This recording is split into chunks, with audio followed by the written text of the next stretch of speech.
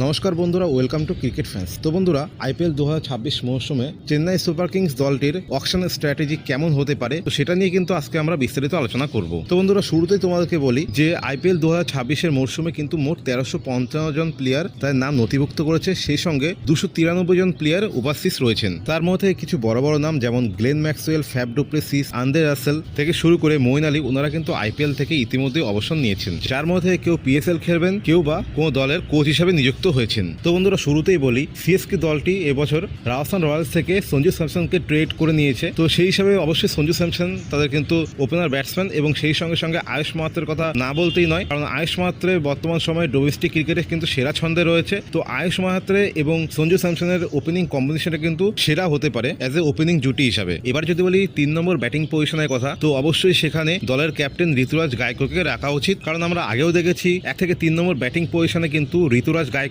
তিনি তার ব্যাটিং পারফরমেন্সটা সেরা দেন। তো বন্ধুরা, এবার যদি আসি 4 নম্বর ব্যাটিং পজিশনের কথা, তো সেখান থেকে অবশ্যই আমরা বলতে পারি যে 4 নম্বরে এই দলে সুইটেবল ব্যাটিং পজিশন হবে শিবম দুবের জন্য, কারণ 3টে ডানহাতি ব্যাটসম্যানের পরে যদি একটা বামহাতি ব্যাটসম্যান ব্যাটিং করে, তো সেটা কিন্তু দলটির জন্য লেফটি রাইটি কম্বিনেশন ক্রিয়েট করতে পারে। তো বন্ধুরা, 5 নম্বরে কিন্তু অবশ্যই আমি ডেভাল ব্রেভার্সকে রাখবো। বর্তমান সময়ে আমরা দেখেছি যে ইন্ডিয়া ভার্সেস সাউথ আফ্রিকার যে ওডিআই ম্যাচগুলো হচ্ছে, সেই সকল ওডিআই ম্যাচগুলোতে কিন্তু তিনি টি20 মতো খেলছেন। তাই ওনার জন্য সব থেকে সেরা ব্যাটিং পজিশন কিন্তু আমার বলে মনে হয় সেটা 5 নম্বর। তো বন্ধুরা, 6 নম্বর ব্যাটিং পজিশনের কথা যদি বলি, তাহলে অবশ্যই আমার দিক থেকে মনে হয় ক্যামেরন গ্রিনের ওপরে কেই বা আছে, কিন্তু সিএসকে দলের থেকে কেকেআর যেহেতু অনেকটা বেশি পার্স নিয়ে অকশনে নামছে, তাই হয়তো ক্যামেরন গ্রিনকে সিএসকে দল পাবে না। অবশ্যই অকশন টেবিলে একটা বড়সড় ফাইট দিয়ে চলেছে, তো সেখান থেকে যদি লিয়াম লিভিংস্টনকে অকশন টেবিল থেকে ছিনিয়ে নিতে পারে, তাহলে সেটাও কিন্তু কোনো অংশে খারাপ হবে না সিএসকের জন্য, কারণ রিসেন্ট আইএল টি20তে আমরা লিয়াম লিভিংস্টনের 4-6-এর বন্যা দেখি। তো বন্ধুরা, 7 নম্বর পজিশনে অবশ্যই বলতে হয় আমাদের থালা মহেন্দ্র সিং ধোনির কথা।